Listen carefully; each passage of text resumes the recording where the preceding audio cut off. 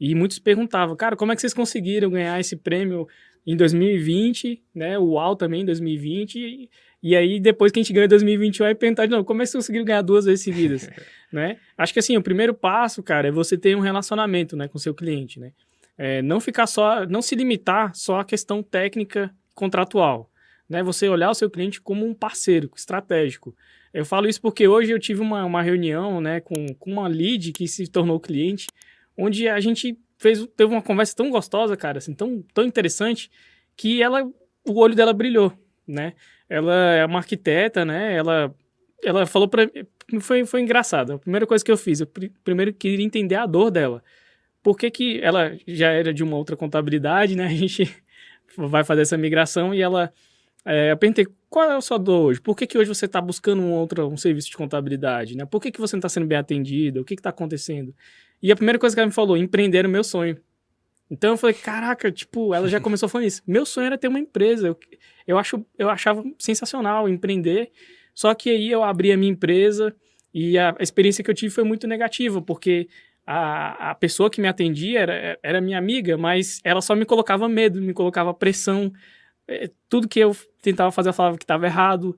Tipo, eu ficava nervosa. Ela me falou que chegou a um ponto dela ter crise de ansiedade no hospital, porque ela se sentia mal, assim, poxa, tudo que eu faço tá dando errado, qualquer coisa que eu vou fazer não pode, não tá certo, e burocracia, e toda essa questão chata aqui. Caraca, então tem que realmente voltar lá atrás, assim, a gente tá falando de sucesso do cliente, mas nesse mercado contábil, muitas vezes, o básico não é feito.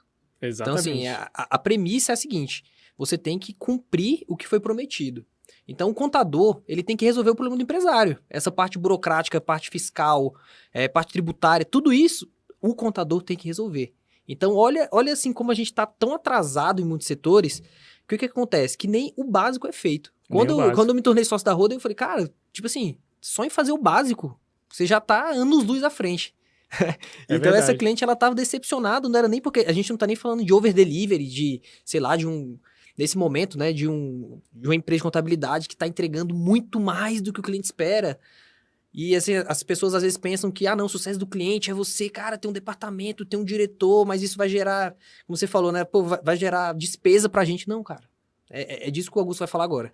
Exatamente. Manda bala, Augusto. Exatamente. Não, e foi interessante porque a gente chegou, né, nesse assunto, né, ela simplesmente se abriu ali, né, contou toda a dor dela, tudo que ela estava passando. E como a gente tem a cultura do sucesso dos nossos clientes muito bem enraigada, você tem que primeiro ouvir. Então, eu ouvi tudo que ela precisava, qual era a dor dela. Marca texto aí nessa parte aí. Exatamente. Escute o seu cliente, né? O sucesso do cliente começa em ouvir, tá? Não é dizer sim para tudo também. Acho que o pessoal às vezes confunde. Exato. Não, tudo que o meu cliente disser é sim. Cara, você tem que saber dizer não, tá? Mas tem um jeitinho de dizer não, tá? Não é só um não seco. Enfim... Não. Não é não. Não é não. Não é não. Então, eu escutei ela e aí eu comecei a falar, olha, primeiro, ela falou que não entendia nada, era leiga, e que muitas vezes as pessoas não tinham paciência. Porque às vezes uma dúvida para um empresário, ela pode ser muito fácil para o contador, para outro profissional, mas ele é leigo, ele nem é obrigado a entender daquilo ali. Por isso que ele procura quem? Um especialista, uma pessoa que vai cuidar de toda aquela parte que ela não entende, que ela não tem que entender, porque saber pagar o imposto não vai colocar dinheiro na empresa dela. Sim, é um mal necessário mesmo. Não é que seja um mal necessário. Não, eu tô falando assim, o cliente às vezes ele vê como mal necessário. Exatamente. Né? Porque não é feito nada mais do que aquilo. Exatamente. Então, o que acontece? Aí ela, por ser arquiteta, onde que entra o grande lance dela, o business dela, tá no criativo. Até a questão cognitiva dela se volta pro criativo, não tem nada a ver com regras, com números, nem com nada disso. Então, se você força uma pessoa a seguir todo esse panorama de regrinha, de tudo mais, cara, você vai criar um monstro, né? Eu acho que vale abrir um parênteses aqui, Augusto, porque ninguém é bom em tudo, né? A gente Exatamente. tem que partir desse princípio, ninguém é bom em tudo, a gente tem que saber no que a gente é fraco, no que a gente, né, tem que melhorar, e às vezes buscar o especialista para isso. Então, assim, um arquiteta, principalmente essas formações são mais técnicas, por exemplo, arquiteto, talvez dentista, médico, advogado, enfim, esse pessoal, eles têm uma grande limitação em resolver outras coisas. Às vezes eles entendem só daquilo. Aí imagina, o cara já é muito técnico. No caso dela, ela já é muito técnica. ela já tem que, assim, ter um desafio de empreender, de ter um negócio. Já vem um monte de problema junto com isso. E a contabilidade não resolve esses problemas. Então, é muito complicado, assim. O cliente, muitas vezes, ele acaba travando aí. Exatamente. As pessoas não entendem que, cara, eu penso assim, no que eu sou bom, beleza, eu tento fazer, tento melhorar, claro, mas no que eu sou ruim, eu tenho que buscar ajuda e não me esconder. E no que você é excelente, você tem que ser sempre melhor. Melhor ainda, exatamente, aprimorar. No que você já é bom, é afiando o machado ali, cara, sempre melhorando.